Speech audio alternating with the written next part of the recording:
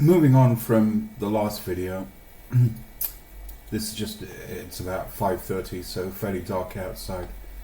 It's just a collection of the radiator, the toilet, and the wash basin and that I removed. No big deal. Those are the pipes from the hallway into the bathroom to connect that radiator.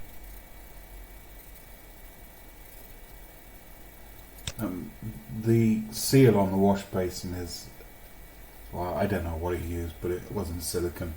I think the only way I can get it out of there is either by cutting the wood away or using a sledgehammer on the sink itself. I've removed the this is the drain line for the bathtub, and that's for the washing machine, so just getting them out of the way.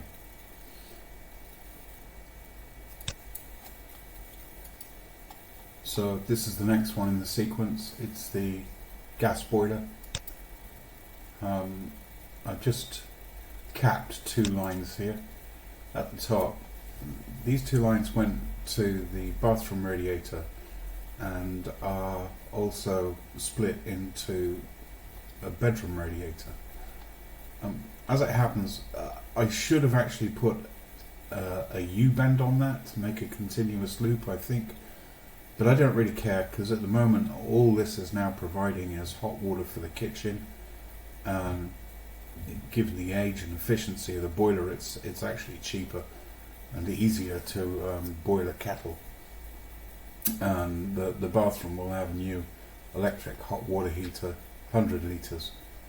So this is shortly just going to be completely redundant, and I'll just remove everything, including all the copper piping. You can see I've just soldered on two 15mm caps, and here I just used an angle grinder to cut the pipes.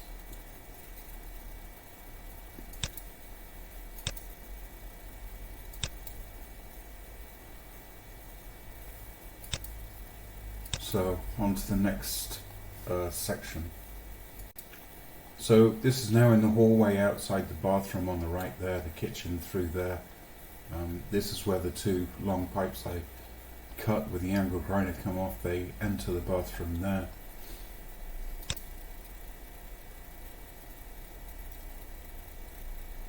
So you can see at the top there are two 90-degree elbows, and I just used the angle grinder to cut the pipes off there for the time being. I'm pretty sure I'll remove this, even though there will be a full ceiling here. My estimate of the depth at the moment of the full ceiling is about 15, maybe 20 centimeters. They may be within that, but I probably will remove all the copper piping.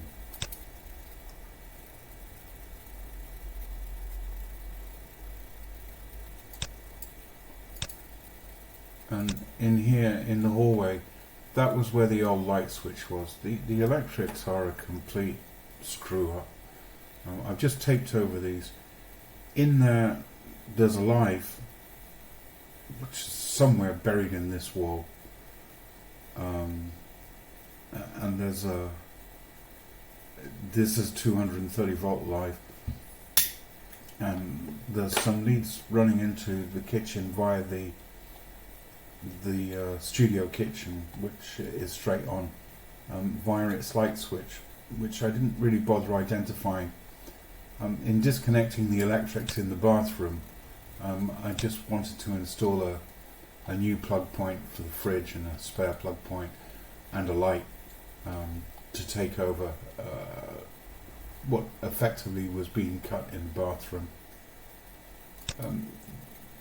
The black caulking doesn't work, so I just used hot glue.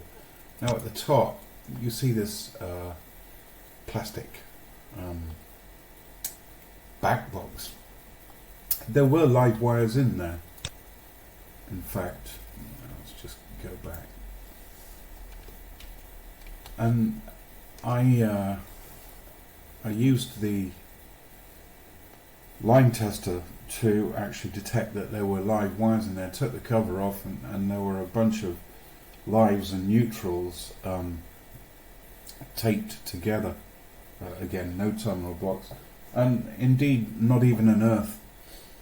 So I thought, that's fine, I can feed the light and the plug point off there. So I installed everything and then tried to connect it to that. Only to find out when I put the circuit breaker back on that nothing was working, and for some unknown reason the power on this is only 7 volts. In fact, I connected an earth and I detected a current leak to earth, which was also equivalent to about 7 volts. Here I've just had to reroute the cabling to a 230 volt main, so I put it above there and it goes back down to the kitchen light, which is on the right hand side of the door here. So there's still live wire buried somewhere in the bathroom which I haven't been able to trace, but I'm not too concerned about it at the moment. Eventually, of course, the studio kitchen is probably going to get done anyway, so these are just temporary fixtures. So the next in the sequence. Now we're actually in the bathroom. Okay, I'm not sure where I paused that, so I'll just carry on from this. I did try originally to feed these from the hallway. There's a live and a neutral, a brown and a blue and 2 greys. It's just a mess. There's no earth there either.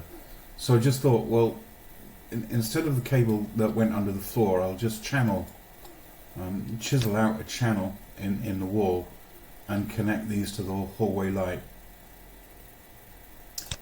which is actually on the other side. You can see there I drilled a hole in the back of the back box, and I tried feeding the 4 cables in here, and it was when I went back to that light switch with a torch, the cables coming out on the left, which were live, actually had an extra wire in them, so they didn't match up with what was on this side of the bathroom wall, so nothing was going to work. So that's when I just decided to terminate it, forget about the plug points in the studio kitchen on that side and the light, and just install alternatives. So that's now dead, but there are live wires on the other side of it. Now, this was the terminal box above the sink, which had a plug point in it and fed the wall lights. And it's this yellow here. That yellow has a live neutral and 2 greys, and that was then running down here, and these are now cut and taped off under the floor to the other side to feed the studio kitchen. These cables don't actually correspond, although they're live, they don't actually correspond to what's in the hallway light. So there's something going on in this wall that I don't know about. Now I may excavate this and trace them, but more likely, because I'm replacing the hallway light and the switches anyway, I'm just going to bury this in PU foam and leave it. It's irrelevant.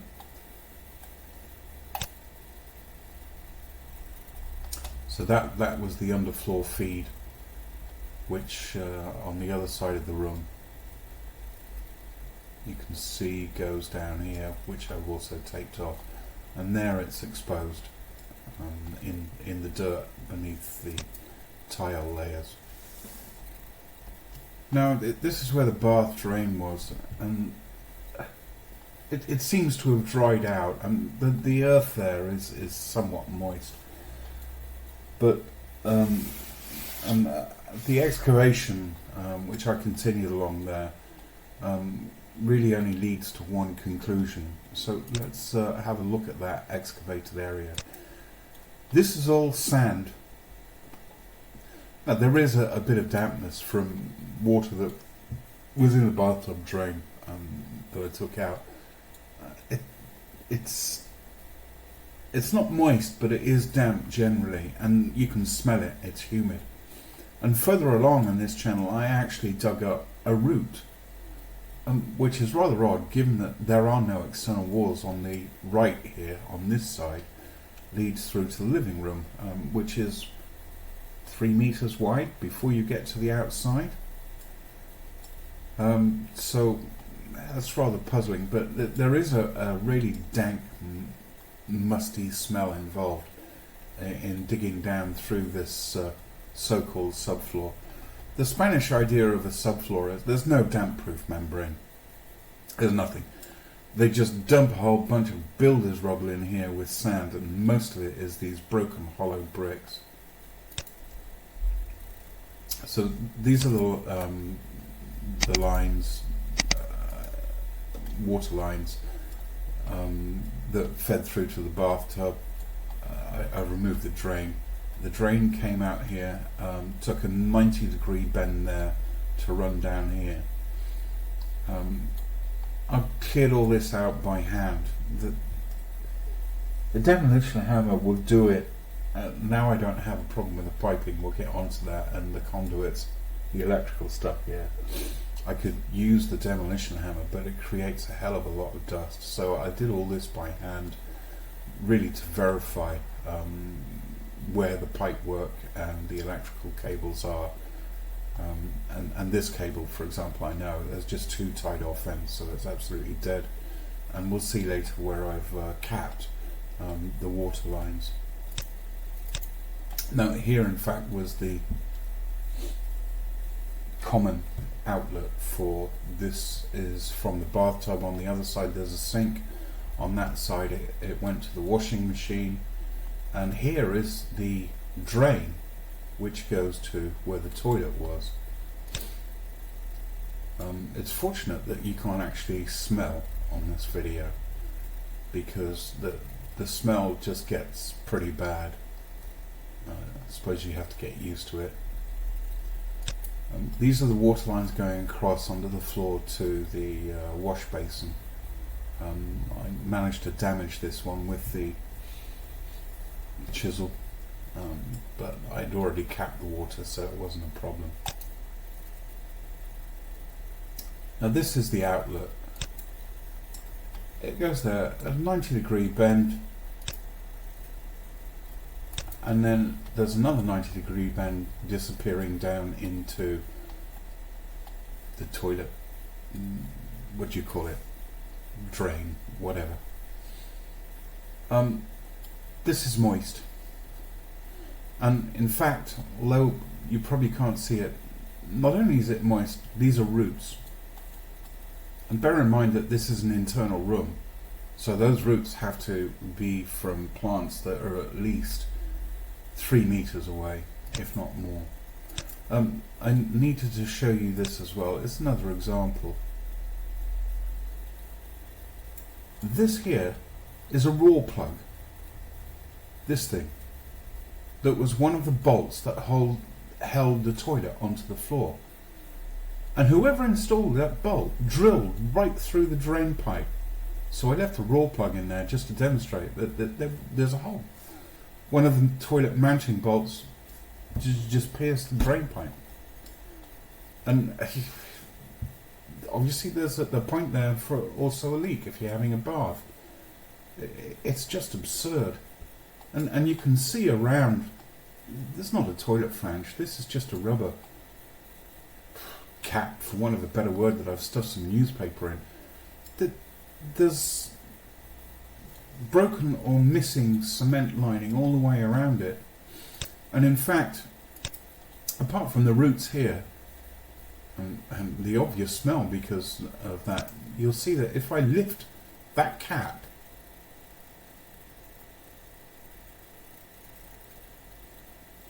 there we go. This is the end of the soil pipe, but there's no arch of it. It's not completely circular.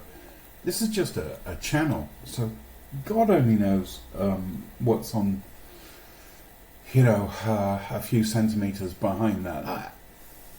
I don't even know if the sewer line is encased. I hope that it's not just a channel dug. But the fact that there's all this broken cement here, that there was no seal there, this is all damp, and that it's not just a root, but there's a whole bunch of roots growing up around this part of the flange, where the flange should be. All this lot. There's a fairly large root there. And this black plastic, whatever the hell it's meant to be, is just broken. So the outlet from the toilet, it's just like pissing into a hole in Africa. You know, some of it will go down the drain, a lot of it just remain. And this begins to explain an awful lot of the problems that we had with the drainage and the coming back into the bath and everything. So this really solves the question about not just what to do with the floor, but what might need to be done with the drains, and it's a hell of a lot more work than I expected. I mean, the fact, the existence of the roots is extremely worrying. Now, at best, if I cut this out, I may get to a circular, proper soil pipe. And if I do, that's okay. Because if needs be, that can be relined. It's not cheap, but it's certainly better than digging up. Because it's not just a bathroom. One would probably have to dig up the living room next door as well in order to access that. I'm just hoping that there's something there that can be relined. But it also makes the question of what to do with the floor a rather a moot point. The question is, how much of it do I need to dig up? Because the thermal screed has a recommended depth of 4 centimetres, 40 mil, and that actually means here going down quite a long way, and there's just not enough of a subfloor above this Spanish builder's rubble and sand, let alone a lack of a damp-proof membrane. There's just not enough subfloor to install 40 millimetres of thermal screed. So the answer is, because of this, and really there should be a damp-proof membrane in there, how far do you go down? All the way. The whole floor will have to be exposed. Hardcore, packed down into it with a blinding layer of sand, followed by a damp-proof membrane and a new cement slab with expansion joints all around the side. So I'm kind of screwed. I've got to take up the whole floor, probably to a depth of about 6 to 8 centimetres. I'll figure that out shortly.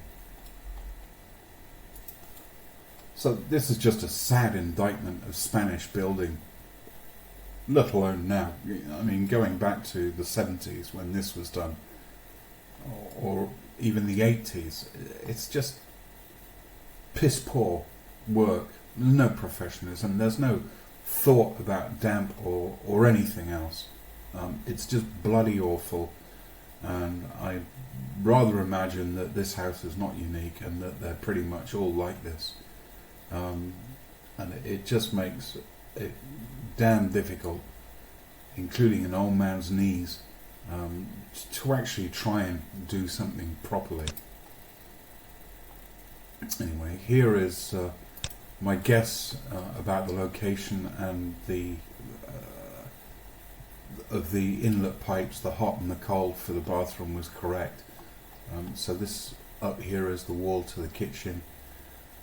I just angle ground a section out and soldered caps on those. Unfortunately, I guessed right, and they're holding. They will just be buried in cement because this entire copper plumbing system is being replaced by what's going into the bathroom anyway. So once the work's complete, well, one has to consider the studio. There will be no pressure in these lines because the mains feed that supplies all of the existing copper plumbing will be switched off.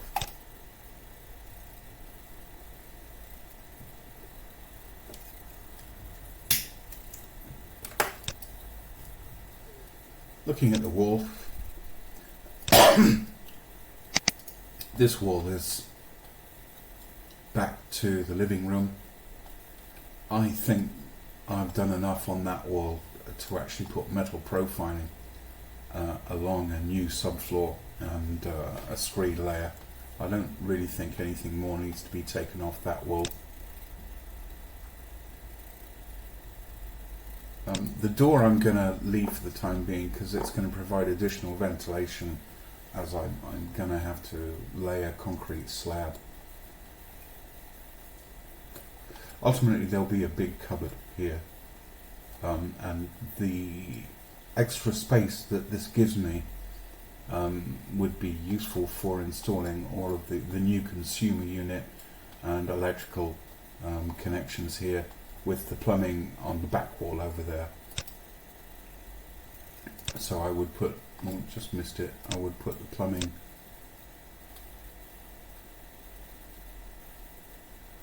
okay, well, on the wall to the left, on the back of the kitchen, around here. That's the hot and cold manifolds, inlet, pressure regulator, water meter, and the cut-off switch. So that's the wall to the studio kitchen. This wall here is into the hallway. Now, the first thing is, if you have a look here, this is when the bathroom was extended a long time ago, in the late 80s. They are actually, that brick is level with the plastered wall here of what used to be the bedroom, or a bedroom. But along the wall you can see all cement hiding all sorts of shite here, that I've taken a lot of that mortar off. And that mortar was from the original tiles that were in the original bathroom from the 70s through 80s. So here you can see I've taken all the grey mortar off, and all these chunks here, they've been taken off the partition wall. Now this is a partition wall, its thickness is that half brick.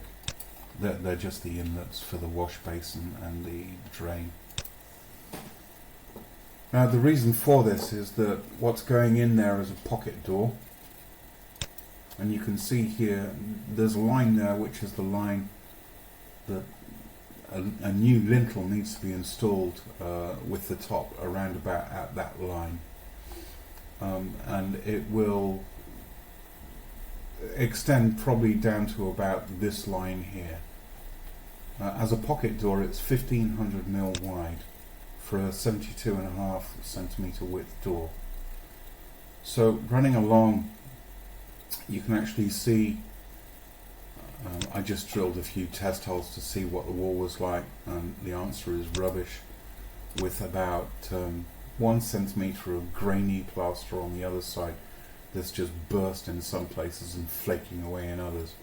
But here you can see the lintel for the existing door. It extends only about 8 centimeters on that side. It's just the top part of the frame basically, and 8 centimeters on that side. But the pocket door, I'm going to try and make that flush with the wall to give me as much room as possible, and try and embed the lintel in that part of the wall into the kitchen to give as much room as possible. So all this has to come out.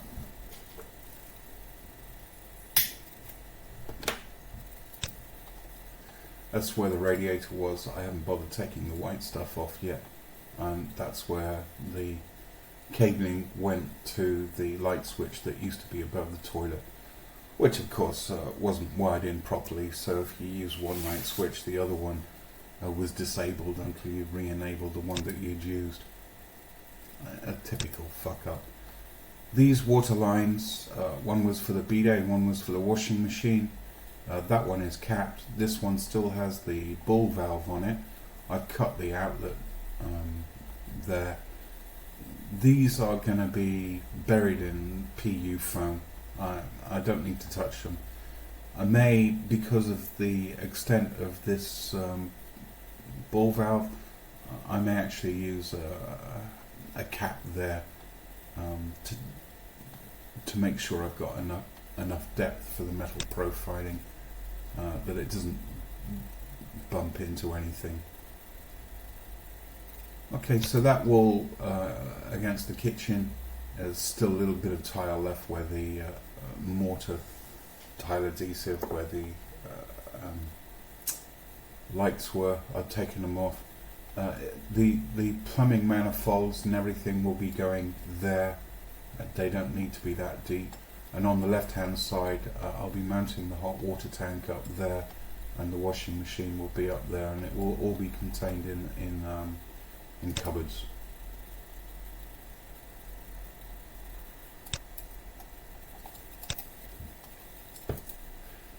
Finally, this is a chunk of the concrete that came up from the so-called subfloor. So it's a fair size. This is where the drain pipe for the bathtub was embedded. You can see that they did use aggregate in it. There's some aggregate there, but this is the underside. This underside is just builder's rubble embedded directly into cement and sand without a damp proof membrane.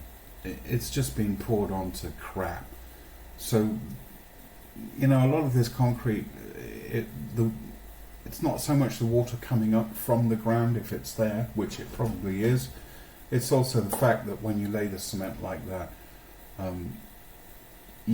it will such a base may actually draw some of the water out of the cement and weakening it.